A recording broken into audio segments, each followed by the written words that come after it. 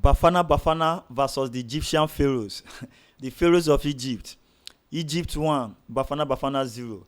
You know what? From my own perspective, Africa should be very, very happy with this game, with the performance of this match particularly. You know why? This is a game between the Egyptian League and the PSL League. This is a game between Al Ahly Pyramids of Egypt against Sundowns and Orlando Pirates. This is one of the biggest points that I pick in this game. Before I go into the analysis of this game properly, I want to give kudos to African football. I want to give kudos to PSL League and the Egyptian League. You know what?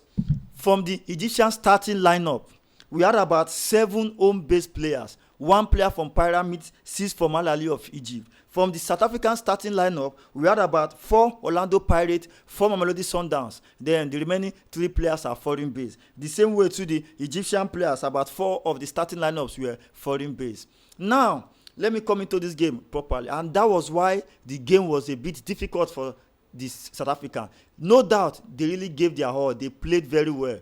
But when I go into the analysis individually, there are some lapses of some players. Now, let me start with another positive thing that is South Africa need to hold on to this game. You know, from this game, they need to hold on to this point. You see that in Mbokazi, that guy, that guy is, in fact, the speed of that player. Every tackle that guy went for, every challenge that guy went for, he won everything. On air, on the ground, in the sea, on the air, in the water, in fact, on the land, in the bush, in the forest. Mbokazi won all the tackles.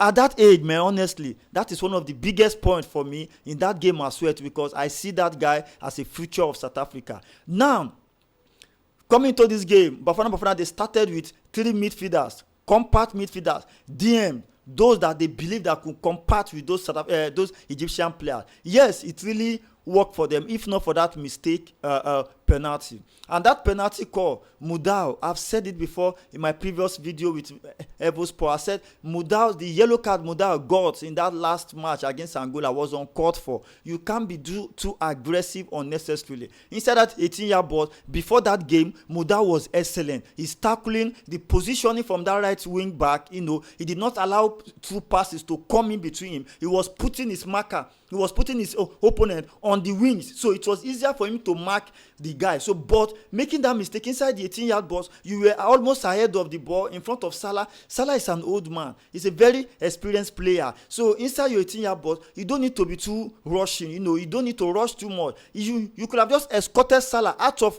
that your 18-yard box, and then you will have still won the ball. Salah will have passed the ball to another player. But then, unfortunately, he was too aggressive. He just wanted to win every ball. But aside from that, Mudau was excellent for me. Very, very good player. Very good player. But Modiba he came into the game very late. Modiba allowed Salah to play a bit. You know, the position, the way Mudau was keeping his own opponent was not the way Modiba was keeping his opponent. Modiba was going to mark Salah without ball getting to Salah. Therefore, he was creating space in between for two pass to come in between him. Instead of Modiba to cover his own half first and allow the ball to go to the wing so that he can then go and mark, he was rushing to Salah before the ball getting to Salah. So the midfielders of the Egyptians were not playing the ball behind Modiba, which was a very wrong one. But then again, in the second half, 1 man down for the Egyptians. Modiba had a lot of chances, you know, before he began to shoot at goal, he had a lot of chances from that wing side. I was expecting a more clever play from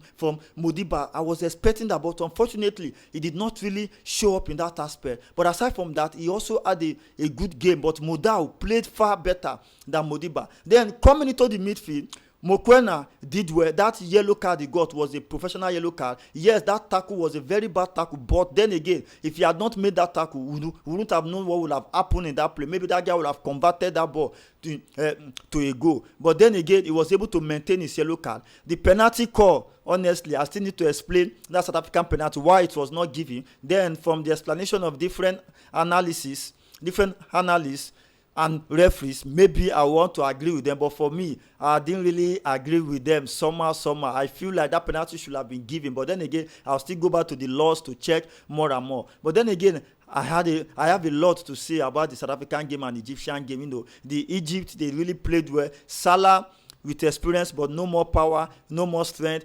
Where they made mistake was removing Mamouche at the 46 minutes and bringing in another player instead of Salah, because if Mamouche had been in that game, Mamouche would have competed with Mbokazi, with his speed, with his power, with his pace, with everything. But then again, Salah could not compete with Mbokazi. It was a very easy game for Mbokazi against Salah because there's no energy again. And then one thing again the South African lack, from defense to the goalkeeping aspect, fantastic. Midfield aspect, fantastic. But then again, I said it before this Nations Cup started that South Africa, after every team have their own deficiency, every team have one or two things that they are lacking. But one thing the South African team is lacking is ability to convert chances. They need that point man, that goal.